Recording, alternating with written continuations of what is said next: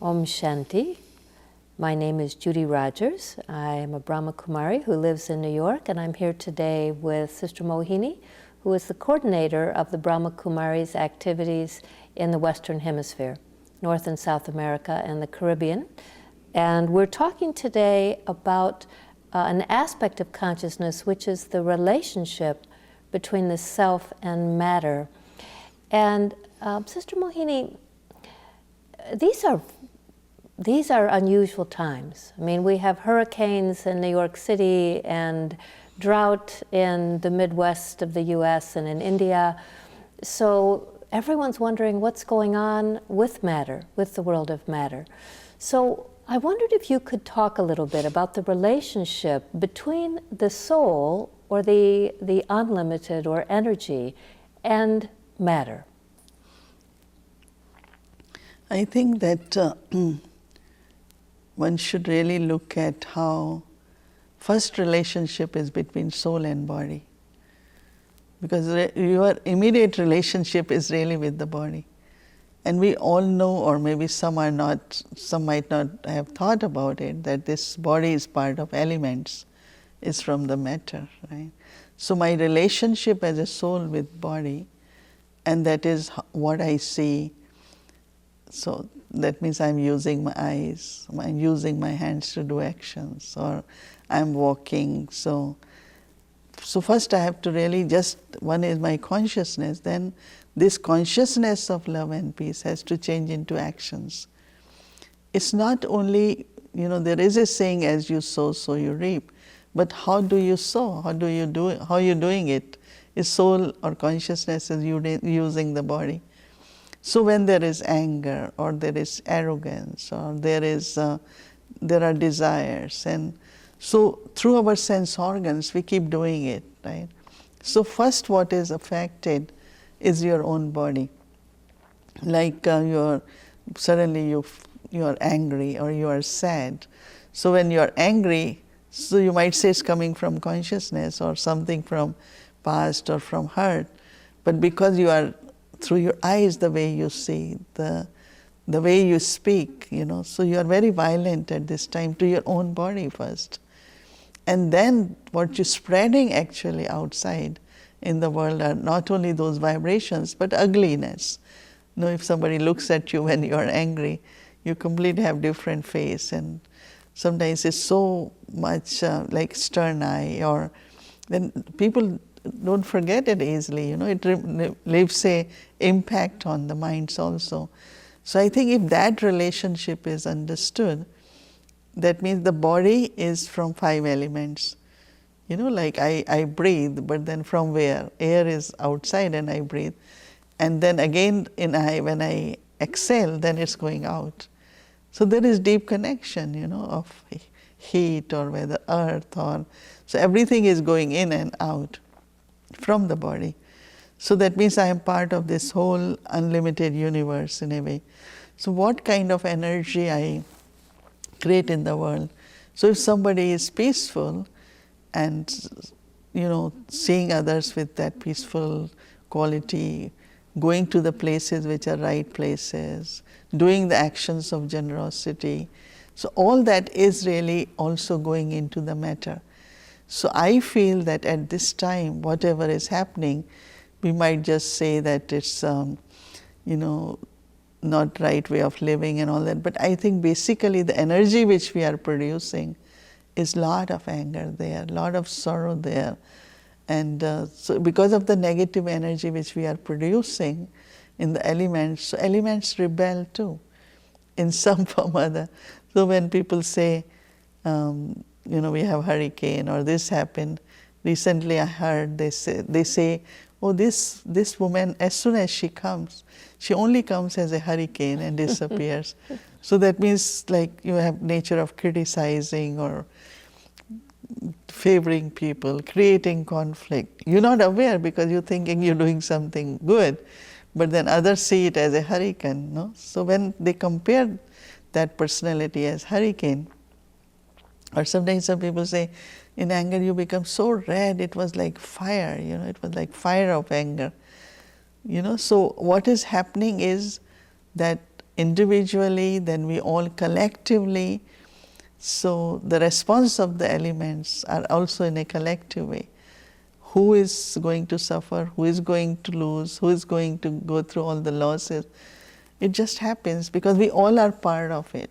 So I think the best thing really is to start with one's own self by just saying that I am determined that I will stay in my true consciousness. I will use my innate qualities. Use in the sense of actions, thoughts, words and actions. All three are important. So thoughts we all are aware, but even words which are said, it's like something going out, you know. And Let me check my listening here. So are you saying that the collective thoughts of those in the world are creating the disturbances that we're experiencing in nature? Is that what you're saying? No, so that means whatever, yeah, one is that, but other is also when we are deciding about things, basically. If there is greed, right? So when there is greed, then what you start doing is a very nice saying in one of the scriptures that one is you cut the wood because you need for fire. You know, other is there is a greed, you know, it's like you consume more and it's becoming like consumer society more and more. So somewhere you are destroying that balance in the matter. You know, same is with the air, like, you know, we know that we can try to keep, have more clean air, right? But what kind of things are being used and the way, you know, we are using, so the air getting polluted. So, but then it's going to affect us because it's maybe 20 people, 30 people in a certain business which we know is not right business maybe. So I think that our needs are also keep increasing, and when needs increase then we have to destroy nature more and more. Nothing really when you are industrialized, like agriculture country is different, but there's no balance. Then when you are industrialized, there are so many cars, buses, like every home, if they start having 3-4 cars, then how much not only we are using from the nature, because whatever, electricity, gas, everything is coming from the sources, the elements, isn't it? So we keep using it more, but then what we are giving back to nature is pollution. So you're talking so about... somewhere the greed also could be part of that. So how can one just see that whatever is produced and manufactured, but also how much we use it and how we use it is also very important. So you're talking about a relationship between anger and the elements, or greed and the elements. So does it follow that if we want to make a transformation, that we need from ugly to beautiful, because you talked about how those anger makes things ugly, are we talking about changing the atmosphere in a small way, changing the atmosphere in our minds or our homes? Is that where it starts? I mean, how does it begin? No, so even if you feel that it's at home and within you, but you don't know where it is reaching, you know, that energy. It's just like virus or something. You don't know. So recently I was hearing that there was some birds flew from Asia because they flew across. You know, so I feel that feelings, emotions are like that. You don't know who in what time is going to be hit by that. So recently I heard, it's a very short story, but I want to share, that they say that this woman, every morning, like when husband will say goodbye, that I have to go. And she always had different expectations that he will come early. He said, but I am very busy, he's the boss. So that morning they had argument and he went. And when he went, he saw, and when he reached office, he saw so many files. And like he was upset because he started that way. So then, you know, he threw all files, it's so much work, this, and anyway he couldn't concentrate. So he came back home early. So when he came back, then his wife thought, that's very good, now we can go out. But he was not in good mood, so immediately he told her, we're not doing it, all that. So then she was again upset. Then she went and started saying things to her son. You know, you are like this, why are you doing it? And then son was very upset. Then this son went and there was a dog in the house. His son started kicking the dog, and dog got very angry. So he went and he bit a woman, and that woman was same housewife, in the sense of that she started with argument in the morning and she was bitten in the end. So within the family even, I mean, we talk about the world, but I'm just saying within the family, if you start your day like this, you are argumentative, then somewhere somebody is always hit, or all members are hit in a way. So I think this is how it grows into unlimited. So whatever we speak, whatever our attitude is, it's very, very invisible, but to start changing the energy. So actually the world should at this time, elements are really givers, no? If there was no air, was no sky, there was no water, we cannot survive. So elements are really sustaining the life, no? Sustaining the body. It's not just consciousness and the soul. Soul needs love and peace, but body needs water and air. So they are sustaining us, but what we're doing, that pure energy of elements, we are making it impure. And when there is impure energy, then in some way or other it's going to, change into violence and sorrow and misery. And so I think it's a little ripple, but it could reach very far.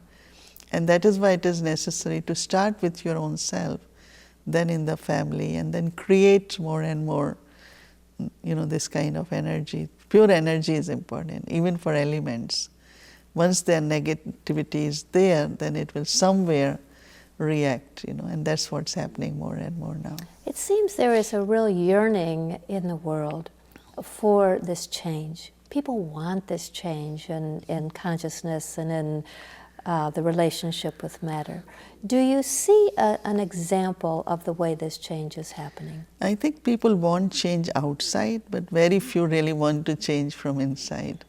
And nobody, some definitely take to some self-transformation and commit or determination, but mostly very few people try to say, they say others should change and situation should change. If this happens this way, then I will. But those who start with the self, I think they definitely feel that what they're doing is a very beautiful task, because when they're creating pure energy, and that is what is needed.